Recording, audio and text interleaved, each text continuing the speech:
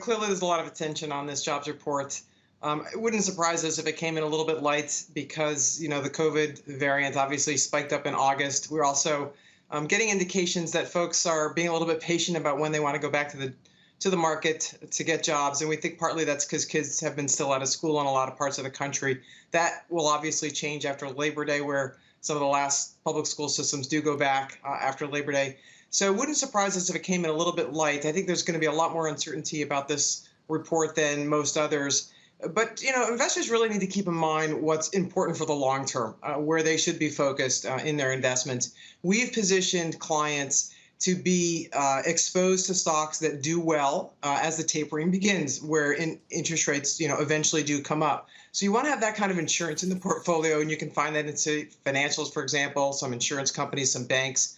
But also to make sure to stay exposed to the sort of companies that are going to give them some upside as the economic recovery continues. And so while it might be a little bit bumpy here as this morning's report will reveal, I think ultimately, all these shortages we're hearing about resolve slowly over time, which really provides an ongoing tailwind to economic recovery, to growth in sales for companies, and to growth in profits. Got it. So the way you're trading this jobs report and this overarching narrative around the Fed is go long on the financials. You like the banks. Talk to me about emerging markets, which I see here you have some allocations in. This idea that if the Fed does move, that would certainly be bad news for emerging markets that hold a lot of dollar-denominated debt.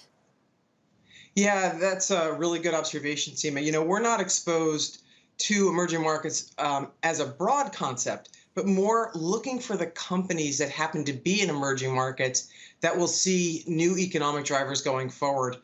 So, for example, we own for clients C Limited, which is an e-commerce gaming platform. It's involved in digital payments. It's located in Southeast Asia, Malaysia, Singapore, Taiwan, but it was also broken into Brazil. And so while those countries might be slower to see the recovery because they're battling COVID more than we are, they have less of a vaccination rate there. They are also, though, transitioning their economies more to e-commerce and digital payments. And so we think that's a good opportunity. So looking at companies specifically in emerging markets can, reveal some opportunities. We also do think that international exposure at this point is a very good way to diversify portfolios and gain some growth. Emerging market multiples are much lower than in the U.S. for partly the reason that there's more risk there. Yeah. But we do think that the reopening in the U.S.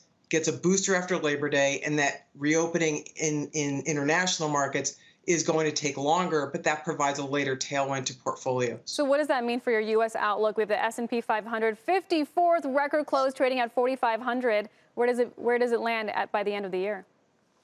Well, a lot of people forget when they look at those record highs for the market that the market generally makes record highs, right? And the reason is because, economies are growing, population is growing, technology is advancing. And so sales and profits generally go up over time. Obviously, it's a bumpy path, as we've seen. But if you look at earnings growth year over year for the third quarter, it's going to be up, it looks like, about as much as the market. All right. And so ultimately, we do expect further growth in the market here.